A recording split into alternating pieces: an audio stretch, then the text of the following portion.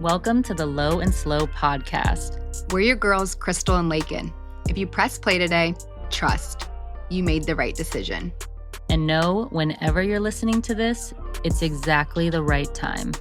We invite you to pull up a seat to the conversation, get curious about your current perspective, and lean in for the opportunity to see yourself in another woman's story. We created That Girl Magic because we've been where you are. Here, the talk is real and the breath is steady. Let's get into your next mindset shift. Welcome back to the Low and Slow podcast. I'm Laken. And I'm Krista. And today we are speaking to a very specific woman. Woo, child, we are. This is the woman who has been called the strong one, the one that has done this her whole damn life. And this is the job that she signed up for that nobody ever had to ask her to. And she maybe didn't even ever want that job, but she was just kind of born with it. Yeah, so we're talking about the weight of being the firstborn daughter. And if you're not one, but you relate to being the emotional manager, the fixer, the one who holds it all together, right? This episode is still for you. Crystal and I are both the firstborn daughters, so this very much resonated with us a lot. Mm-hmm. And we want to go into the fact that the firstborn daughter is a role that gets defined for her, not necessarily just something that's, because it's birth order, it just kind of happened that way, right? Imagine you're 8 years old. You're not really grown, right? You're not grown at all. You're quote unquote, people say, you're so mature for your age. You're just a kid. Yeah.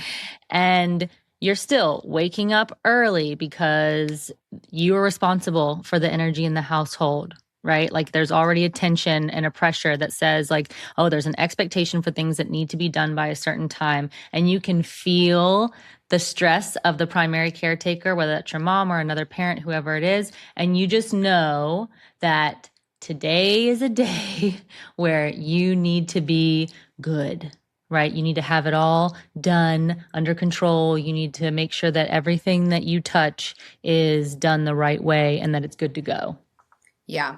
Yeah. And good for everyone listening, right? This is an episode, and we should preface by saying this, right? If you are the firstborn, this is it's not a trigger warning. It's a thing of you about to feel really seen listening to this, right? Because good doesn't mean, I'm this good girl, right?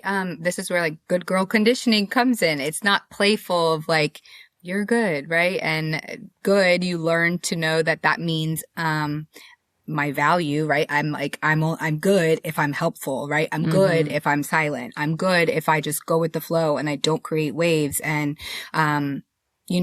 good here is not the typical good a child would associate with that. And this is why from a very young age, play is demonized, right? When we get older, it's not helping us get to the next level or whatever, right? So, it means it doesn't add to the load. By being good, you it's also a way of being small, right? So that you can just not make any waves. Yeah. And being the first in order, and especially being a woman who's the first in birth order, you get this job title, right? You're the household CEO. You're the emotional fixer. You're the one who you don't have the option to break, right? And then look at 20 years later, you're still clocking in for that same job that you didn't ask for. I remember for the longest time, even probably from the time that I was in high school, my family members would call me the supervisor, right? It just was ingrained in me. This is okay. I'm managing everything all the time. This is what we're doing.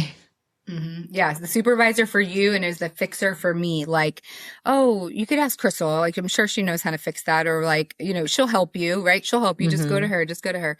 So, I think there's something, and we're being more raw in how we're explaining these things, right? I think it's very easy, and we want to preface by saying that, this is all something where we could run with these stories, right? And stay in this like victim mentality around that. But even though we didn't ask to be born first, there was like, we're explaining that responsibility that just kind of gets projected outwards, right? And here the quiet truth is these are the things that we don't always say out loud, right? Some of us never learned how to clock out of this job, right? A, that we didn't ask for, or B, that let alone maybe we didn't want. Like, shit, I want to be the youngest one. I don't want to have to deal with any of that, right? But, there's certain qualities that we picked up along the way, like what strength looked like, right? And to not breaking. Nurturing became the default system when, you're freaking 7, 8 years old, right? You're not the mother here.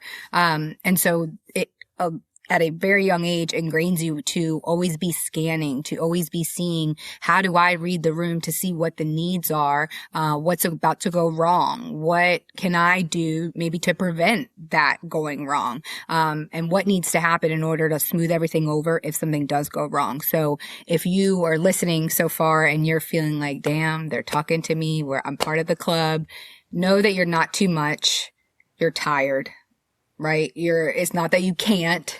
It's that you're done doing so, right? Like, you're tired, and it's for a reason, because you've been carrying this a lot longer than maybe you're aware of. Mm-hmm. So what if you were to ask yourself, what if putting it down isn't selfish?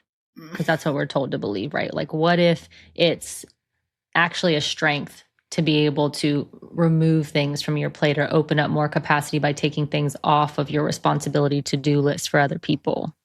Mm-hmm. Mm-hmm. And what if it is really the strength that you've been waiting for, right? That you've been wanting to be able to give yourself that permission of like, God, it's okay for me to put this down, right? And we don't need to hear that from anyone else sometimes but ourselves. So if those questions that Laken just asked you, let your body hear that response. Let your body hear that nothing is wrong with you if you put this down. Yeah. That it is okay. Yeah, so let's talk about where it all starts, right? Like this origin story, and ideally without blaming the parents, because that's their own shit, Yeah, without blaming the parents. And I think it's very important to recognize, like, if you are blaming the parents, right, this is something to look at, because at a point in time, like before we go super deep, like, yes, it's a projection that has happened, but what we decide to still carry from that is also our responsibility, right? So if we're sitting here blaming, that's also not helping us. So before we go deep, I want to say this, right? This episode isn't, again, about blaming your mom, about blaming your dad or your family or whatever. It's about naming what has happened honestly so that you can stop carrying it around subconsciously. Yeah, because if I'm stuck in a narrative that blames someone else for how I show up today, then I don't take any personal accountability to change that default pattern, right? Like, I have to be able to empower myself to take action that changes the narrative that I don't feel like fits me anymore. And I can't do that if I'm stuck being like, well, this is because they did this to me, right? Well, okay, that's fine. They did that to you. What are you going to do about it? It doesn't serve you to just sit in that victim mentality. So yes, we can hold compassion and truth. We talk about this a lot, right? About the two truths or the paradox. And a lot of our moms were doing the best that they could. And also the family system leaned on the firstborn daughter like a second adult. Those can both be true, right? We have a really hard time saying, well, if my mom was doing the best that she could, then that responsibility wouldn't have been put on me. But both are what happened in the reality of the situation. It can be true that she did the best that she could and that responsibility was put on you. And just because you had that responsibility doesn't mean that she wasn't doing her best. And just because she was doing her best doesn't mean that you shouldn't have had that responsibility. Yeah. Yeah. So sometimes a lot of times actually, between a mother and a daughter, this shit is not spoken about, right? No, it's not even conscious. Yeah. It's not conscious, first of all, and then it's not spoken about. And if it is spoken about, right, it's like individually, the mom and the daughter both need to come to those realizations on their own, right? So when we try to make the other one realize that, where it's like things get a little sticky, right? So because this isn't spoken, it was an energy. It was the way that you watched your mom's face. It was the way that you learned to read how your mom was feeling, right? How she looked at herself, how she felt when it came to something around men, how she felt. Like, it's, you start to read these things and then start to not, I don't want to say like shape shift, but like adopt of how, like, this is your first look at a woman and like how she handles things. And so, you learn to like know when to ask for things, when not to, and honestly, when to stay invisible, when to stay that maybe your needs weren't important at the time because, you know, maybe she was struggling with something. So this is where we start to learn that unspoken behavior. Yeah. And you learn early things like, okay, if I can anticipate needs, then that equals I can avoid conflict, right? If I can be useful, then I can be loved because that's where my value is tighter. That's where I'm deriving my worth from, or my validation. If I can keep it together, then I won't be abandoned because I won't be another problem on the growing to-do list for my mom, or I won't be the, another issue. I can make things better. I can make things easier, and I cannot cause any issues. If I don't have any needs, then I'm a relief. Mm-hmm. Yeah. Yeah. And that not having any needs is not a character trait or this proud badge to wear, right? Right. This is what instills that survival mode, that survival intelligence, actually, like knowing what everyone else needs before even ever checking with yourself. And then we wonder why this, like, why am I a people pleaser? Like, I don't like that, right? It's like this shit wasn't built from nowhere. And when we have those realizations, it's like, oh, fuck, I've been doing this for a long time. Yeah. And that's a nervous system adaptation, right? Like, our nervous system, just like every other part of our body physically, is seeking homeostasis. So it's going to adapt, it's going to overcompensate for environmental or emotional or, any inputs that are coming that are going to cause a disruption. So it's going to, like, the pendulum's going to swing in order to make sure, oh, I need to stay safe. So these are the things that are going to keep me safe. So I'm going to adapt to that narrative. Yeah. Yeah. And, let's just talk about this too. At a very young age, 7, 8 years old or whatever it is, right? Like, where these are where all these limiting beliefs start forming, right? And the unconscious patterns start forming from a very young age. We ask our clients a lot of times, when was the first time you felt this way? It's normally rooted somewhere back in childhood. So, and again, like, if that wasn't the scenario, like, would that have been the default, right? Like, if this wasn't something that was so, I don't know, I don't want to say like it's taboo, but I guarantee you every firstborn child feels somewhat of this responsibility. It's how that is.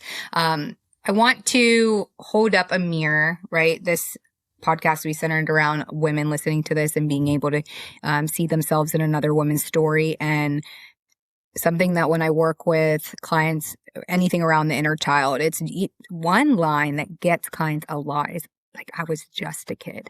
Mm-hmm. Like, you weren't just a kid here. Like, yes, there was a lot of scenarios where you were, but in this, it's like, you weren't just a kid, you were on duty. Like, you were working before you knew you were working. And so I want to paint the scene for you. There's a family trip that you're on.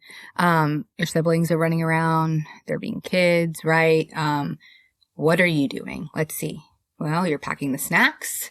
You're checking the bags. You're making sure that nobody forgets anything. Mom, can I load the car for you? Right? You're mending arguments of like, guys, just be good so that we can get ice cream later on.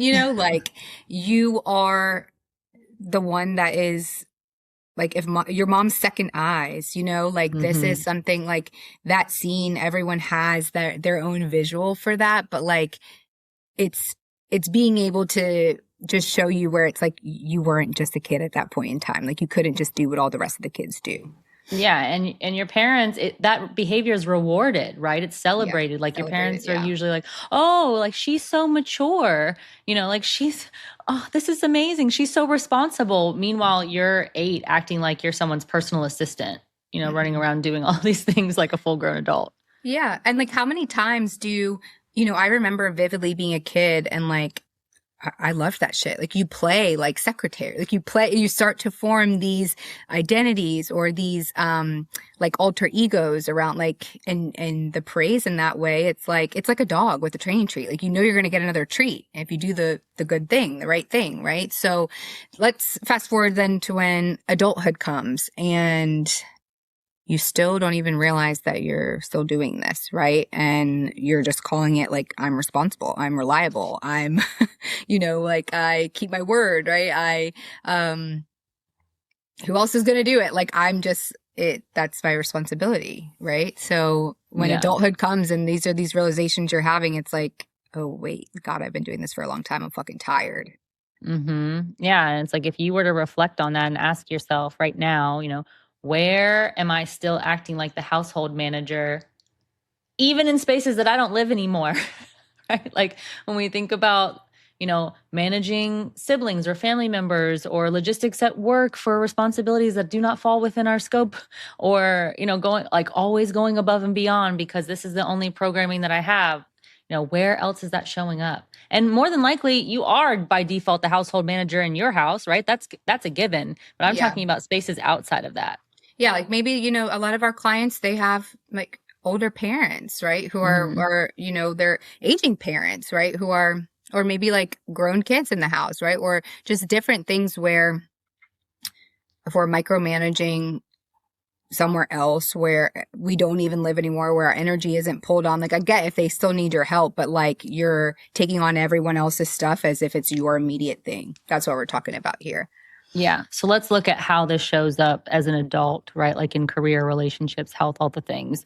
So the adult version, because this is where like you said, a lot of our clients, their lives are in this space right now. Like you're very high capacity. You have a lot of space for a lot of things that you're able to handle. You're reliable. Like you're the one that people can count on. You handle your shit, right? Like you have your life on lockdown as it appears externally.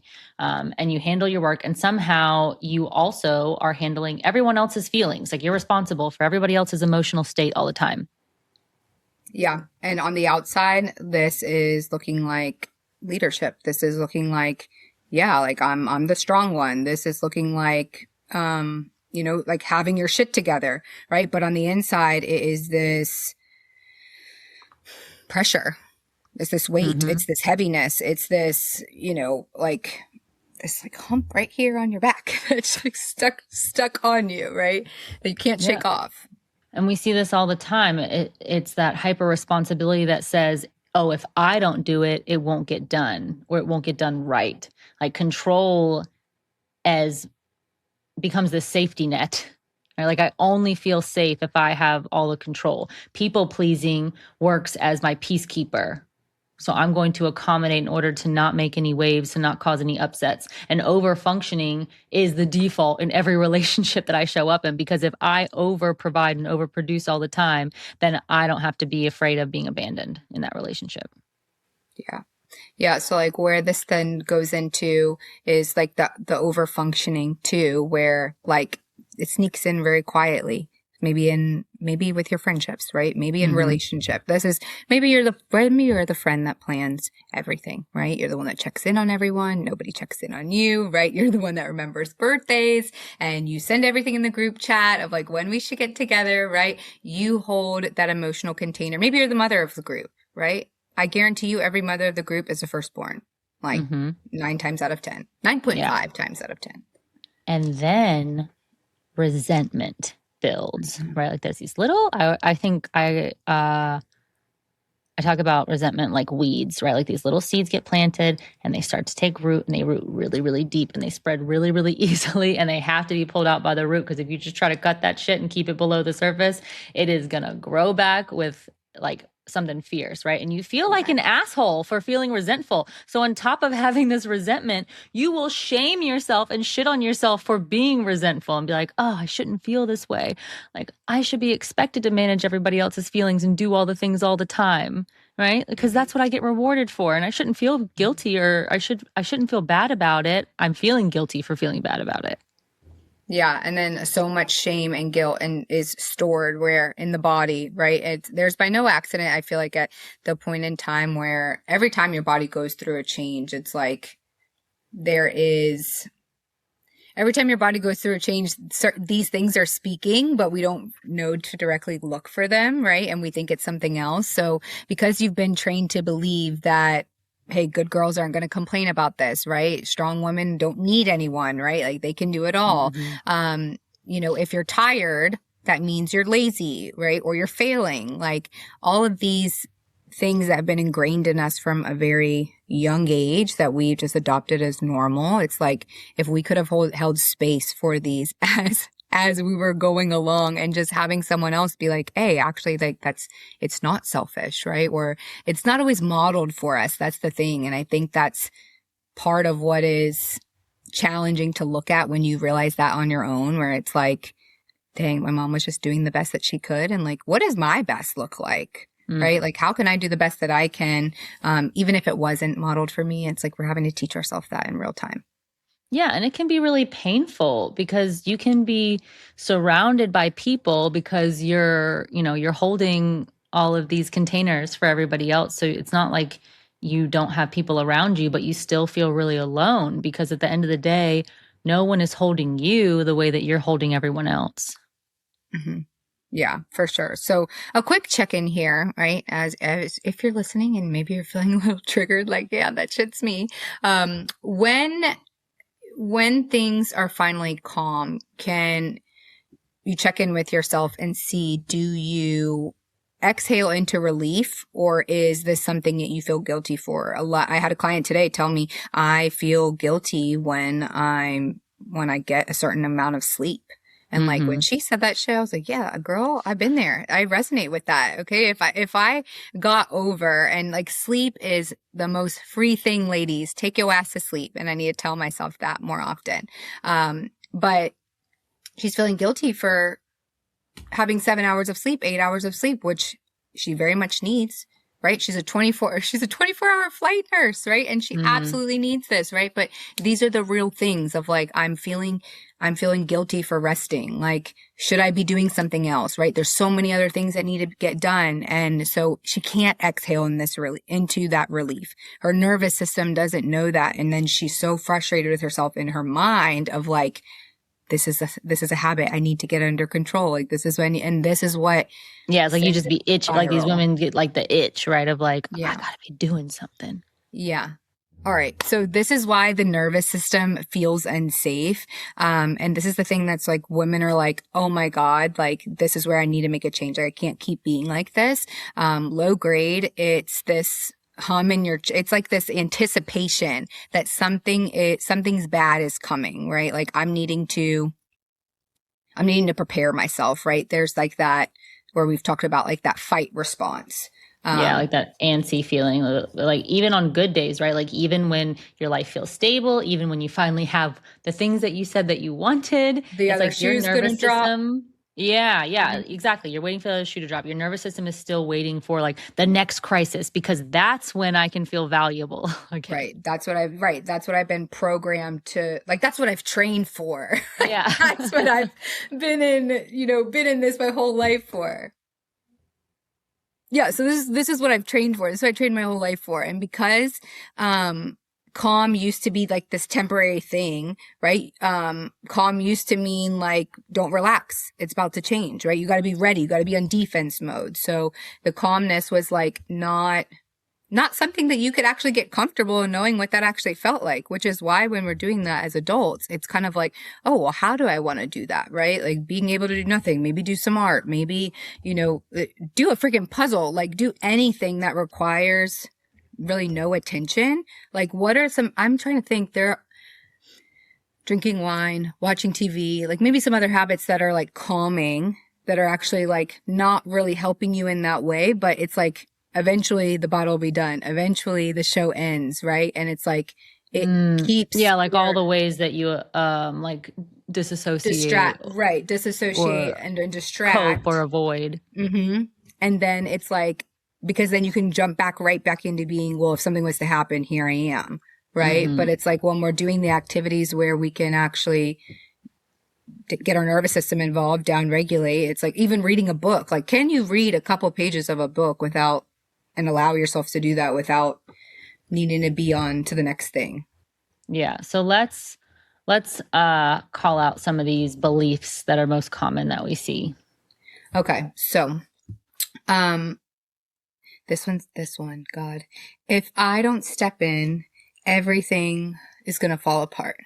Mm-hmm. If I rest, if I take a motherfucking nap, okay, something bad's going to happen. What if I miss the call, right? Or like somebody needs to be picked up or whatever, right? Like take a nap. If I enjoy my life too much, I'm selfish. Yeah. This one, goodness. Like, if you enjoy your life, yeah, you should enjoy your life. Absolutely. My siblings won't be okay unless I help. People only value me for what I do, right? That's what I do is most valuable. If I'm not the strong one, right, then I'll be abandoned because somebody needs to be the strong one. Mm-hmm. My needs create inconvenience. I don't want to ask anybody for help, right? I don't want to express my needs. I'm only available for when other people have needs. No one's coming to save me. That one. Yeah, now that one, part of me is like, well, that shit's kind of true. No one is coming to save you. You got to save yourself by showing up for yourself. But that starts with like naming your needs, right? Like honoring what it is that you actually need, because no one else is going to be able to step in and say, and they will occasionally, it'll happen very rarely that someone will be like, you know what, Crystal, it looks like you have a lot on your plate right now. Like, why don't we look at reducing some of that? But that's probably going to trigger some defensiveness of like, no, I'm fine. I got it. Like, because it means something's wrong with me if I don't got all my shit together. Right. Versus when you have the chance to step in and take that autonomy and take that empowerment back into your control and say, hey, I have a lot on my plate right now, and I need to clear some of this out to make some space for myself. Mm-hmm. And those beliefs, all those ones that you just listed, end up fueling patterns that are deeply ingrained, right? It's the evidence that keeps supporting those negative patterns that are not serving us. So fixing before anyone else asks, carrying emotional labor as your unpaid job, saying yes too fast without even thinking if you have the capacity to be able to take on one more goddamn thing, and making other people's discomfort your responsibility. Yeah. Yeah. The no one's coming to save you is like that hard reality and truth that, you know, nobody wants to hear. But I think, and for a lot of firstborn, like we know that shit, right? So it's like when you hear that, like even as I said it, I'm like, no one's coming to save me. Like, yeah, that's true. But it also creates a pattern of like, deep down, you do want someone to come and save you. Yeah, like not being able to receive. Right. And so like, I think in both ways, right? It's like, hear us that like, all of this makes sense, right? That you're not wrong for feeling this way, but it's what you do with the feeling, right? Can we tap into what this feeling looks like first so that we can identify what the need is and then be able to take action there? This is not irrational. This is not something like, you're not crazy. You're not stuck like this forever, right? This is something that you've been conditioned to do, and it's your opportunity to take ownership of it so that you can give yourself permission to do different. And once you recognize this conditioning, once you have the awareness, once you bring this into your consciousness, I need you to hear this. You're allowed to put this shit down. Bar.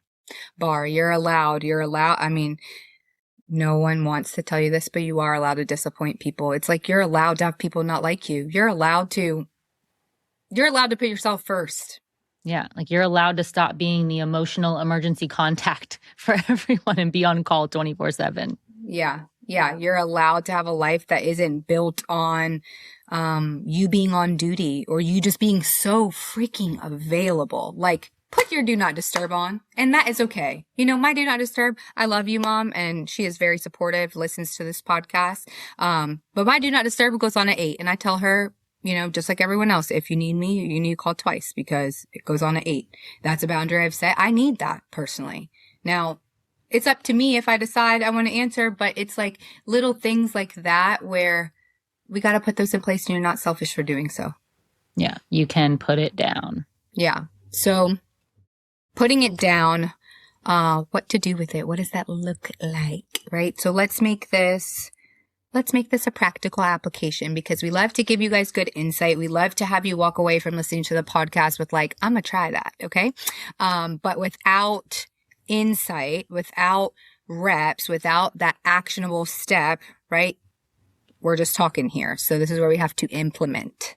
Yeah. And first, I want to preface by saying, like, you don't heal by shaming the strong girl that kept everyone afloat, right? Like, you have to rewire with the reps. It has to be something that feels okay for your nervous system right now, and then you can expand it over time, right? Like, give it a progression. Like, don't be like, you know what, I'm going to put all these boundaries in place. I'm going to tell everybody to go fuck themselves. Like, no, that's not going to feel safe for you either, right? So start with naming the story out loud, right? Name the story that's running you. So like, this is the story that's running me right now. For example, like one of the things that we listed out as one of the core beliefs, right? Like, if I don't do it, then it's not going to get done. If I tell myself that story, then I'm going to live that story, and I'm going to tell myself that I have to do everything all the time. So get a couple examples, right? If this is the story that's running me, and this helps if you write this down, because then you're recognizing what the story is. Like she said, if I don't help, what is the outcome? I'm a bad daughter. Okay. If I say no to whatever it is, I'll be judged. I'll be criticized. I'll be outcasted. I'll be not praised, whatever it is. I can't relax, because we were talking about resting, right? I can't relax until I make sure everyone else is okay, right? Which then tells you, like, I come last. If you were to say to yourself, because then I come last, like, it's being able to put this into a sentence. So when you say that sentence, like, you can recognize that feeling of like, no, this shit doesn't sit right with me. Like, I don't want to do this. And if this is a story I'm operating out of, am I okay with that? This is where the discernment comes in, because now you're conscious of it. Like, if I can be aware of the story that's running me, it's no longer something that is subconscious. I'm putting it into my consciousness. Yeah. All right. And this is where we can stop calling it irrational, right? And just start naming it, right? Like, stop calling it irrational. Stop saying that there's something wrong with you, because there's not. Like, you can say, like, of course my body believes that, because God, I've been operating in this since I was 13 years old, right? I think it's very powerful too, when we're identifying some of these things, that a lot of this shit, just like that inner mean girl, is like, this is the thing I learned how to do because it kept me safe, right? I went through this thing with a client where it's like, her limiting belief of like not being good enough, right? And it's like, well, this is what kept me safe. By being small, then it was like, you know, that's what kept me safe at the time. But now she's an adult, and it's like, well, that shit's no longer working out for her. So it's like, staying small is actually, it's no longer keeping me safe. It's keeping me stuck, right? So it's like, this made sense when I was 8, but now that I'm 45, I don't want to do this shit anymore. Yeah. And when you, again, bring that awareness in, right? Like, when you can validate the origin of where this comes from, then your system can stop fighting itself, because then I can actually see it for what it truly is. And I can I can see the pattern in order to adjust the pattern to redirect. So step 1, naming the story out loud, right? Name the story that's running you. Step 2, stop calling it irrational. Stop shaming yourself, right? Because you're wanting to change this. Validate where it has started from. Step 3, the most important piece, choose one tiny rep. It doesn't have to be, gosh, I love this. When we have our Google Doc, we will ask clients, what is one step you'd take today? Right? If you had full trust in yourself, what is one small step you'd take? You know what comes after that sentence? Usually a big fucking step, and usually a million and one things. Can we name one small, tiny rep? And that is not something that's like this personality overhaul, right? It's not something that we don't know. Like, this is something that we actually can do. Ask, what is one small way I can practice on not being so available, not being on duty? What is one small way I can practice resting? Whatever it is, like something that feels digestible It's like, I Yeah, just want a snack. I don't want the whole burger. things like that are going to look like, taking a pause before saying yes to a commitment or volunteering for something. Like, so anytime someone brings something to the table, I think it's always in like rom-coms where if somebody has kids and then there's, the people at school that are like, oh, can you PTA. volunteer for the bake sale or like whatever the The hell, PTA, yeah. yeah, the Yeah, PTA, yeah. whatever event's happening at school. And it's like, you're either guilted into it, or as soon as someone asks if somebody needs something, it's like, oh, I have to do that, right? It's like this commitment, but pause before volunteering for something that needs to be done. Not answering immediately. Again, giving yourself that space, letting someone be disappointed.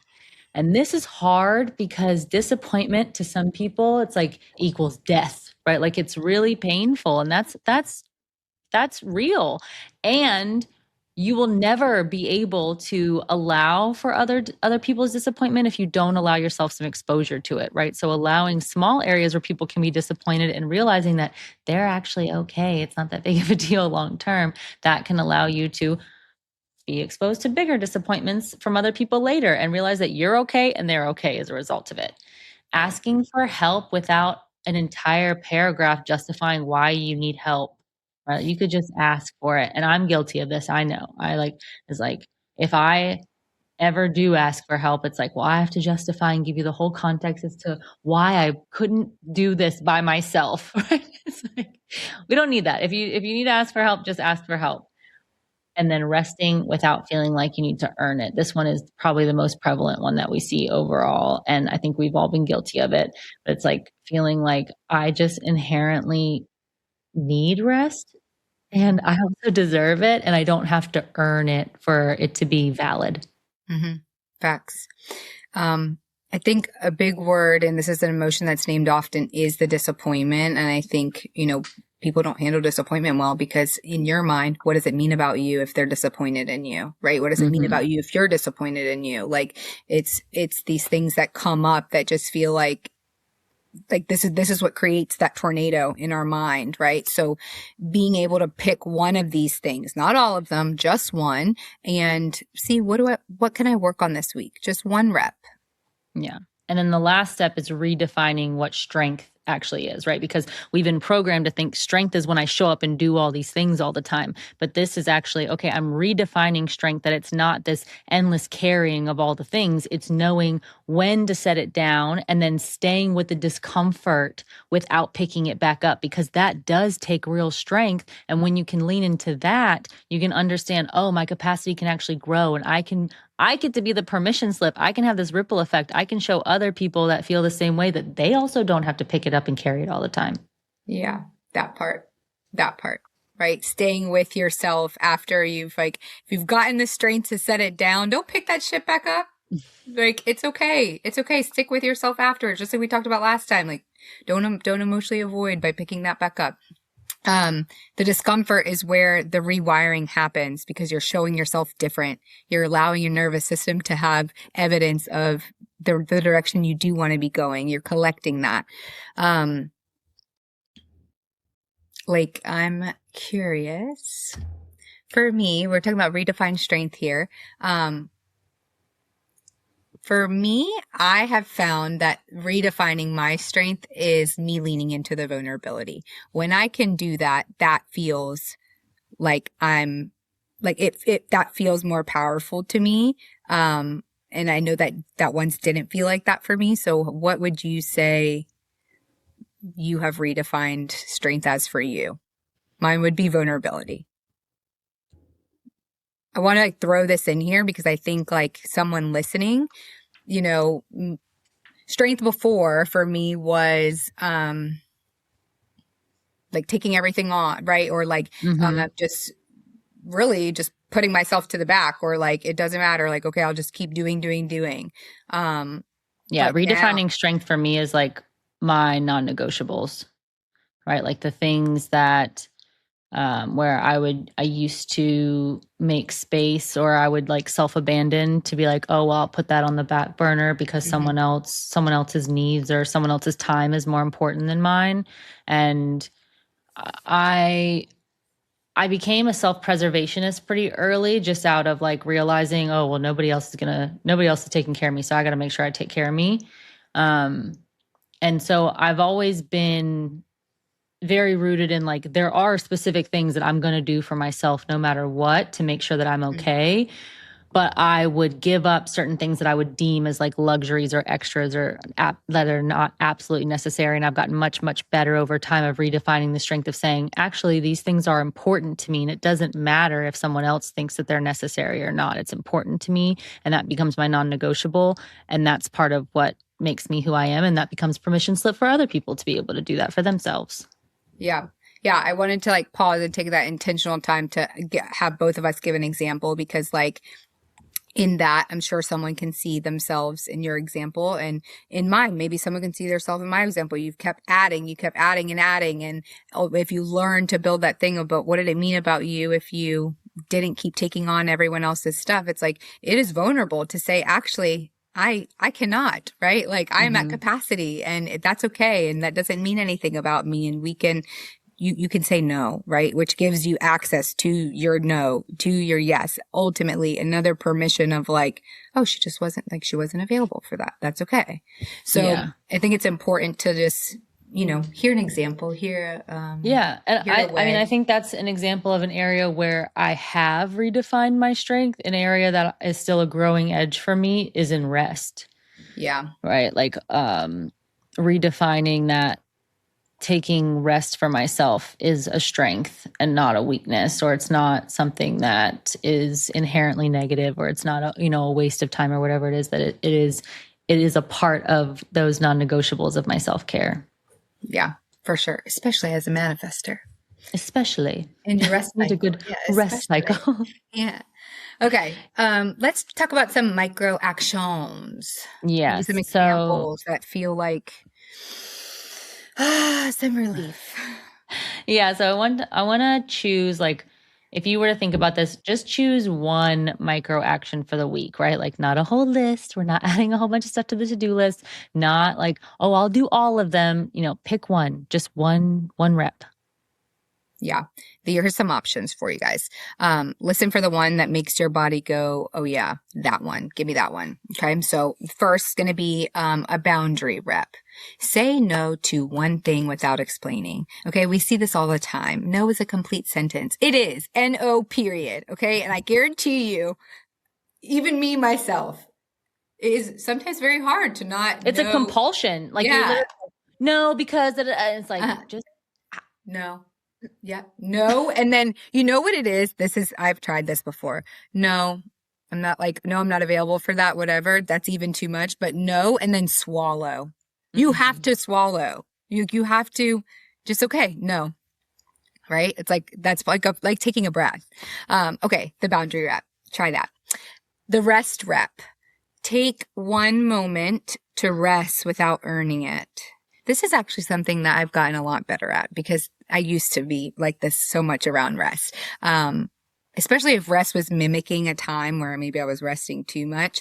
But resting now is like, I don't want to feel bad. I don't feel bad about that shit. I'm exhausted. I'm going to take a 20-minute nap, and that is okay. Okay. Take a moment that you need without having to earn it. It is not a badge. It is not a Girl Scout thing you didn't do. Okay. Take the rest. The help rep. Ask for help one time, and just let it be simple. I'm going to give you guys a funny one.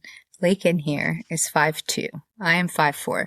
Those 2 extra inches make all the difference. Okay. And it is so nice if she asks me, hey, can you reach this for me? Like, yes, I got you, girl. Let me go ahead and do that shit. That is a help rep. Okay. Maybe something small like that, right? Or asking your husband, like, hey, can you pick up the girls from school so that I can.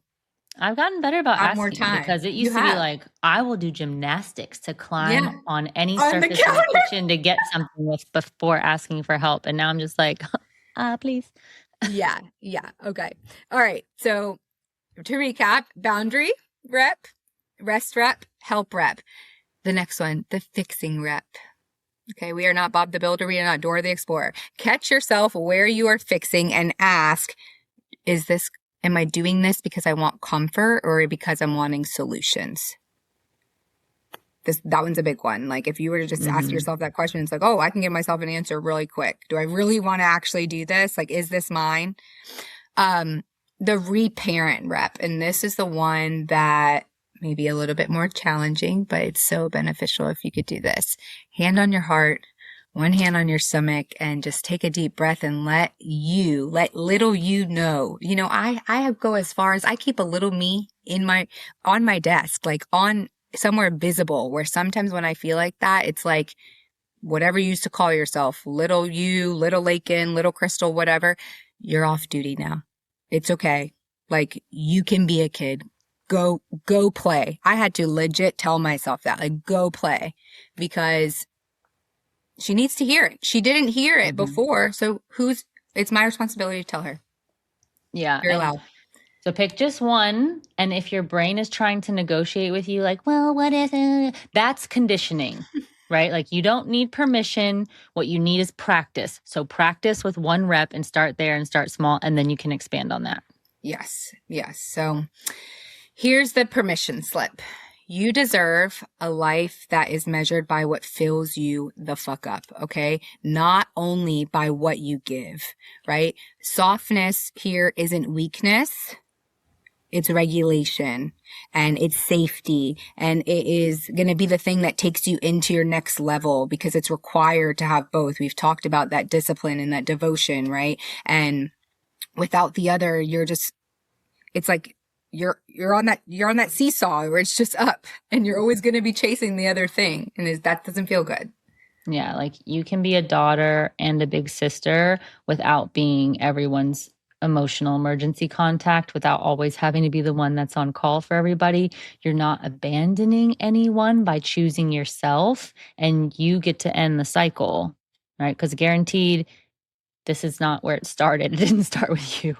Facts, right? If you're experiencing this, I guarantee you, your mom, your grandma, maybe a couple generations before, right? And this is why I think like when we can start to have awareness around this, it starts to bring conversations between maybe you and a parent in a little bit of a different way. So if this hit, which we hope it did, right? 2 firstborns here. This episode is very special to us, because we know what that feels like, right? We've been where you are. I think one of the main things that we're about at That Girl Magic is like, we get it because we've also been through it. And this is not to come from a place of like, we know best, follow what we're doing. It's like, hey, like we see where you are, and these are things that can help. So if this hit, share it with, it's our journey too. Like we're still working on this shit too. Yeah. It's not like we've ever arrived, right? Like we're all figuring this out. If this hit, share it with maybe a friend who's firstborn, or maybe someone, I mean, they don't even have to be firstborn. Sometimes this skips a generation, right? Like it could be the secondborn. It's very rarely the lastborn, but whatever. If this hit, share it with someone, share it with a friend, share it with the person who always says that I'm fine, right? She needs to hear this episode, right? And if you want us, as a reminder, friendly reminder, if you want us to remix a story that maybe you're struggling with or that has been challenging for you, right? Send us your dilemmas. We want to read these live for y'all, right? Because we want to break this down in a future episode anonymously so that we can show you how can you start to take action on this? How can you start to deal with this in a different way? How can you remix your mindset, have a different shift in perspective? And that link is always in our show notes. It's always in our Instagram bio. Like, send it to us in a DM, an email, whatever. Send it in. We want to read it. Yeah. And just a reminder to all you ladies that are listening, you're allowed to be held too. And the way that you can hold us is by dropping those 5 stars. So if you could please rate and review, subscribe. It means the world to us. Please, please, please. All we ask is a little bit of your time. We read them. They're amazing. We love to see them. So please go ahead and do that. Please share this with somebody. It makes a big difference. And we'll see you next time. Yeah, we'll see you in the next episode. Bye. Bye. When was the last time you felt truly clear and at peace? Maybe you've been asking yourself, why can't I just feel peace? Most of us don't just need another escape. Vacation is great and all, but what we really need is integration. When's the last time you gave yourself permission to play? As adults, we don't do that enough. And this is to be messy, curious, maybe even a little wild, like the little girl you used to be. She's still here.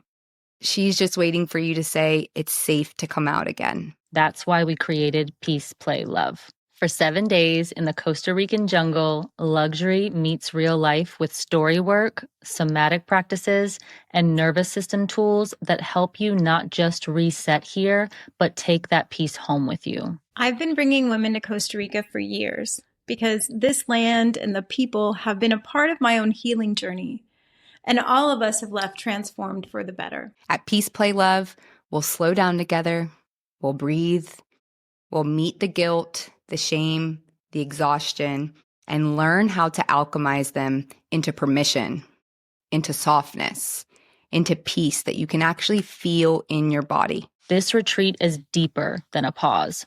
We're not just unplugging you, we are rewiring you. I've witnessed these women, laugh from the depths of their souls, feel reconnected to who they truly are, tear up from actually taking in a sunset, and watching as their shame, their stress, and fears all float off into the great beyond. You'll map your next season with clarity and leave with insight to keep your nervous system regulated and your choices aligned long after you return. We keep it small on purpose, just 9 women, each supported through high-touch coaching, sisterhood, and real community. The women who come, they're do-it-allers. They show up no matter what. They climb the mountain with the weight of the world on their back and a smile on their face, because that's just what they do. But they're looking at this next chapter of their life, and they know that they don't want it to feel like the last 5 did. You don't have to hold it all anymore. You don't have to keep proving you're okay. This retreat is your safe place to land, and it's your invitation to play again. There's something magical in this land that helps you find the magic in you. The light turns on, the weight lightens, and from there, you decide what the next chapter will be and who you will be inside of that on your terms. This is the magic of saying yes to you. If you're craving calm and clarity that sticks, this is your invitation to join us in Costa Rica in June. Come exhale with us and remember who you are beneath the noise.